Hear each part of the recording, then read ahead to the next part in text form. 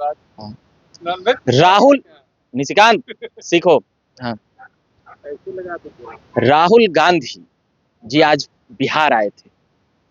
पिछले 2 सप्ताह में, 3 सप्ताह में दूसरी बार आना हुआ। हमें कभी नहीं याद है कि इतना जल्दी जल्दी राहुल गांधी बिहार आए थे।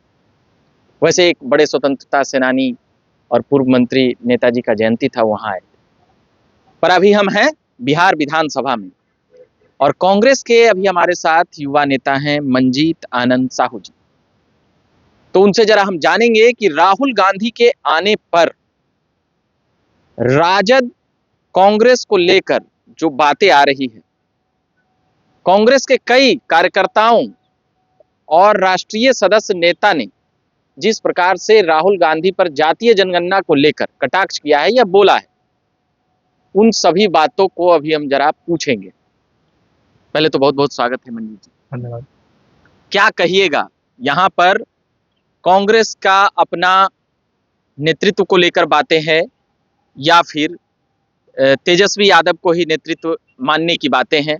और पहले हम सवाल ले लेंगे, जातीय जनगणना पर राहुल गांधी किसको बोल रहे थे, जबकि वो खुद ही समर्थन कर रहे थे यहाँ बिहार में नीतीश कुमार को?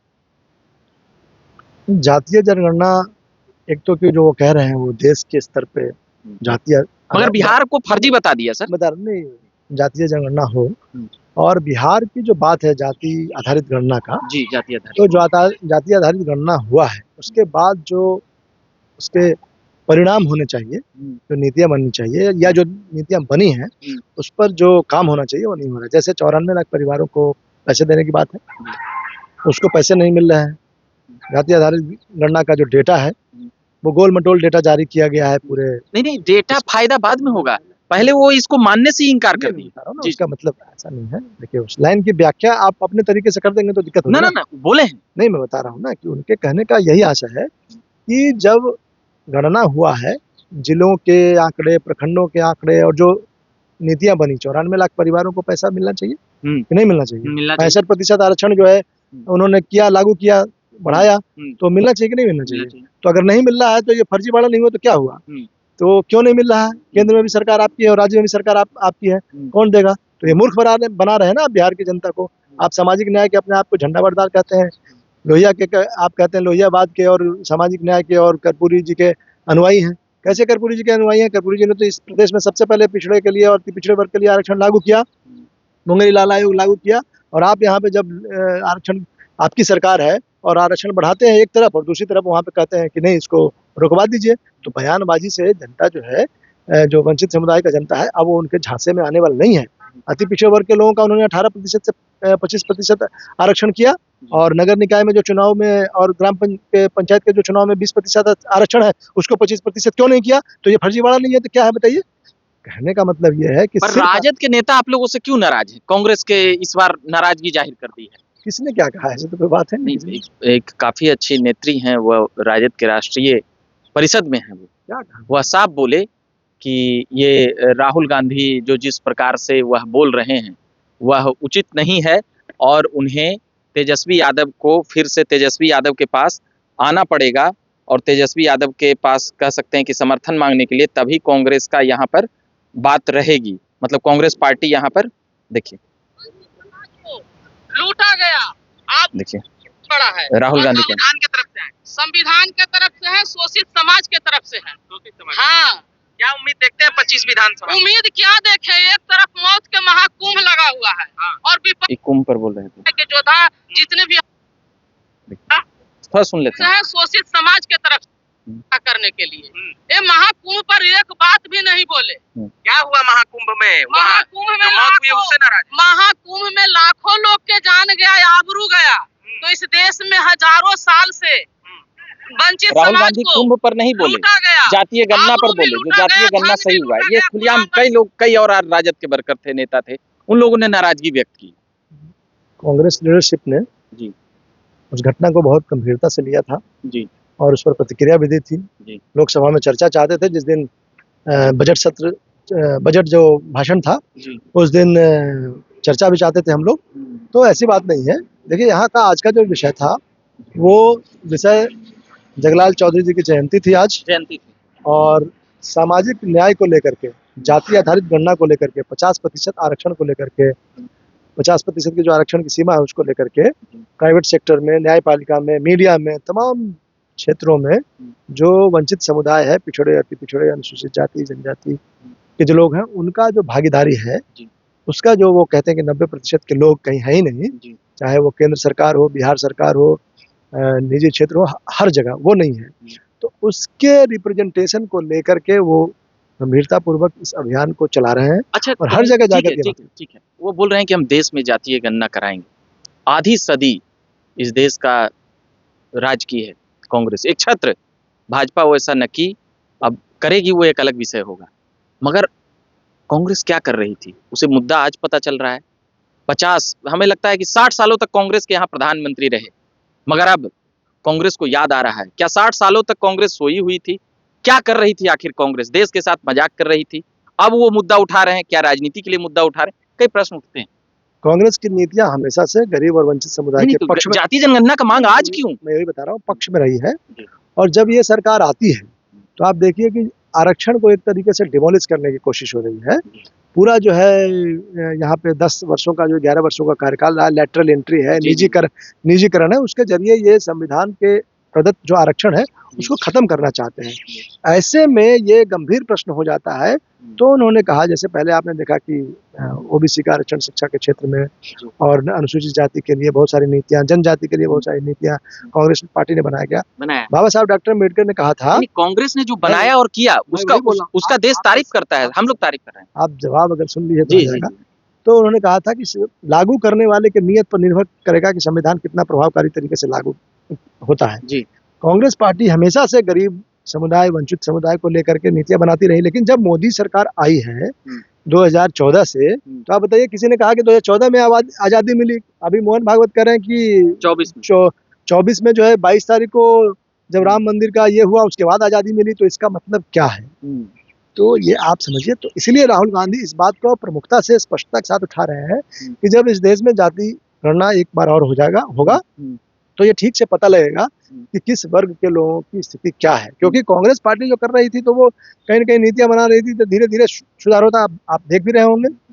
लेकिन अब जब ये बीजेपी आई है तो ये कोशिश कर रही है कि आरक्षण को, ये आर्थिक आधार के पैरोकार है, आरक्षण कोई गरीबी उन्मूलन कार्यक्रम नहीं है। तो आर्थिक आधार करके ये आरक्षण को, तो गलती मानी, या तो पहले गलत थे या आज गलत है, या पहले सही थे या आज सही, समझ में नहीं आया। गलती तो राहुल जी ने खुद कहा है, अभी उन्होंने कहा, इसके पहले भी कहा, कई मंचों से उन्होंने कहा है कि कांग्रेस पार्टी ने कुछ गलतियां की हैं। और अभी भी उन्होंने कहा है दिल्ली के चुनाव, आप समझिए कि जहां जिस प्रदेश में चुनाव है और उस प्रदेश में जब वो भाषण दे रहे हैं और वो कह रहे हैं कि कांग्रेस पार्टी ने गलतियां कर दी, मतलब इस स्वीकारोक्ति के साथ स्वीकारते हैं, कई बात स्वीकारते हैं। तो नेता जो होते हैं, तो एक होता है कि जनता को झूठ सच कह के झांसे में लेते हैं, एक नेता होते हैं जो जनता को विश्वास में लेते हैं अपनी बात को कह करके, और जनहित में जो है नीतियां बनाने की, या जनहित में राजनीति, कोई सत्ता की राजनीति। अच्छा, तो राहुल गांधी के किसी मंशा पे सवाल नहीं। अब हम ठीक है, कांग्रेस का ही सवाल करते हैं। कांग्रेस का इस देश में कितने राज्यों में सरकार होगा? आधा दर्जन में तो जरूर है, मतलब ज्यादा है। छोटा कई स्टेटों में है कांग्रेस, या कांग्रेस से अलायंस सरकार उसका है।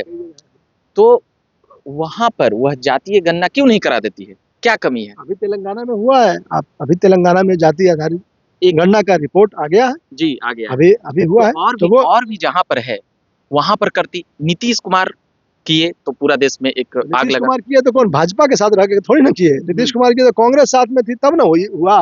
भाजपा महागठबंधन, सुशील मोदी ने समर्थन किया था। भाजपा को, सुशील मोदी की टीम ने दिल्ली नीतीश कुमार के साथ गए थे। ये जहर खा नहीं, शुरुआत हुआ था एनडीए की गवर्नमेंट। भाजपा इसको जहर समझती है, जाति जनगणना को। तो भाजपा ये जहर खा नहीं सकती थी। अगर यहाँ वो जहर खा लेती है तो मर जाती। सुशील मोदी का स्पीच सुने हैं जातीय गणना के पहले और जातीय गणना के बाद? क्या इस दुनिया में नहीं है? अब उनकी बात, उनकी आलोचना में नहीं करना चाहता। उनका स्टेटमेंट है, मैं नहीं करना चाहता हूँ, लेकिन मैं उनको बड़े सम्मान से उनको नमन करते हुए बात कहता हूँ कि सुशील मोदी जी जब उप मुख्यमंत्री थे तो लगातार उन्होंने कहा था कि अति पिछड़ों का आरक्षण बढ़ाएंगे, नहीं बढ़ा। आज जब मोदी नई जो ये सरकार जातीय आधारित गणना पे हुआ, मैंने आपको इसके पहले बताया कि नहीं ये बढ़ाए अति पिछड़ों का आरक्षण। तो भारतीय जनता पार्टी की जो नीतियां हैं वो आरक्षण विरोधी है। भारतीय जनता पार्टी की जो नीतियां हैं गरीब विरोधी है, युवा विरोधी है, छात्र विरोधी है, महिला विरोधी है। तो इसलिए ये सवाल उनके सामने नहीं बनता। यहाँ तो मजबूरी में उन्होंने किया ना। दिल्ली में सुप्रीम कोर्ट में खड़ा होकर के भारत सरकार का वकील कहता है कि जाति आधारित गणना करने का किसी को अधिकार नहीं है, किसी राज्य सरकार को या किसी ऐसी संस्था संगठन को अधिकार नहीं है। इसका मतलब क्या होता है कि वो ये चाहते हैं कि यहाँ पे ये नहीं हो। ये तो सुप्रीम कोर्ट के उस समय के जो भी जज थे उनका मैं धन्यवाद भी करता हूँ, अभिनंदन करता हूँ कि उन्होंने इस बात को समझा और उन्होंने जो है यहाँ पे जाति आधारित गणना होने दिया। लेकिन हो करके फिर तो वही ढाक के 3-5 वाली स्थिति है, होके कुछ हो नहीं रहा है। होके कुछ हो नहीं रहा है। तो देश में भी हो जाएगा तो कई चीजें नहीं होगा तो भी यह प्रश्न उठेगा कि हो गया मगर कुछ नहीं हुआ। मगर अभी तेजस्वी यादव को लेकर सवाल है, आप लोगों की तरफ से भी रह कर ये बातें चलती है कि कांग्रेस ये प्रोग्राम बना रही है, ये चीजें कर रही है। कांग्रेस अपना वजूद यहाँ क्यों नहीं, अपने दम पर कुछ, जैसे 50 सीट हमें नहीं याद है कि कांग्रेस ने कब जीता है, मेरे होश में तो नहीं जीते हैं। तो कांग्रेस क्या करे कि कुछ हो यहाँ, जैसे लड़े आप लोग 70-72 ले आए, आप ही लोग के कारण कहा गया कि राजद सरकार में नहीं आ पाई, तेजस्वी यादव मुख्यमंत्री नहीं बन पाए, ये आरोप लगते हैं, कैसे देखते हैं? राहुल गांधी से फायदा होगा अब इसे? देखिए, राजनीति में आरोप और प्रत्यारोप लगते हैं, सब अपने अपने तरीके से अपनी बात को रखते हैं। जी जी। लेकिन हमेशा ही जनता जो है किसी को जिताती है, हराती है, ये जनता के हाथ में होता है। कौन जीतेगा, कौन नहीं जीतेगा, कौन सी सीट जीतेगा, नहीं जीतेगा। राहुल गांधी जी का या हम सबका, खासतौर से बिहार में और देश में, सिर्फ और सिर्फ एकमात्र लक्ष्य और उद्देश्य है न्याय। न्याय की लड़ाई है, इंसाफ की लड़ाई है, भागीदारी की लड़ाई है, हिस्सेदारी की लड़ाई है। और उसी लड़ाई के इर्द गिर्द इस गठजोड़ को लेकर, तेजस्वी यादव से गठजोड़ को लेकर आखिरी प्रश्न, तेजस्वी यादव से गठजोड़ कैसा चलेगा, नहीं चलेगा? अपना नेतृत्व कांग्रेस चाहती है कि देखिए, मैं इस सवाल का जवाब देने के लिए उपयुक्त व्यक्ति नहीं हूँ। लेकिन मेरा ये मानना है कि गठजोड़ जो है आलाकमान बैठेंगे और तय करेंगे। गठजोड़ तो अभी भी है ही, ऐसा थोड़ी। कांग्रेस के कई यूथ बोलते हैं कन्हैया को बाहर कर दिया जाता है, कन्हैया बिहार आने से फिर हो गए आपके पप्पू यादव को टिकट नहीं मिलती, निर्दलीय जाकर जीते, बड़ा घोर पिट्ठा लगता है। पप्पू यादव को टिकट मिलना चाहिए था, टिकट नहीं मिला, ठीक नहीं हुआ। उसका राजनीतिक नुकसान हम लोगों को शायद हुआ। तो बहुत सारे सवाल हैं, सब जो है हम लोगों के नेताओं को, चाहे अपनी पार्टी के नेता हो, चाहे वो गठबंधन के नेता हो, उन सब लोगों को देखना चाहिए। इसमें कोई दिक्कत नहीं है। मंजीत आनंद जी ने बड़ी सहजता से कई बातें स्वीकार की है कि भाई ये चीजें हैं और ये चीजों पर अपना वक्तव्य दे रहे थे। इनको बहुत बहुत धन्यवाद कहेंगे। कहाँ के रहने वाले हैं मंजीत?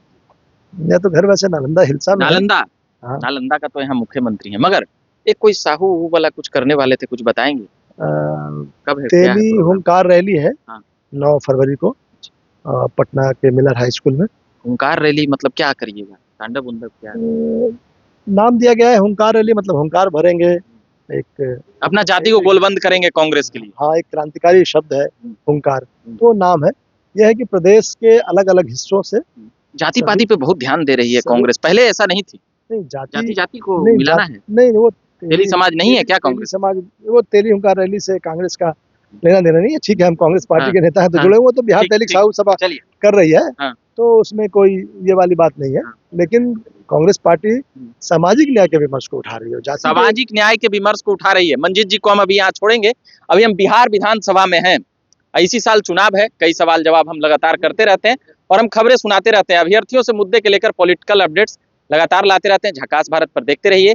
हमारे सहयोगी बालकृष्ण जी हैं, उनको विशेष धन्यवाद कहेंगे, उनकी वजह से यह वीडियो बन रहा है।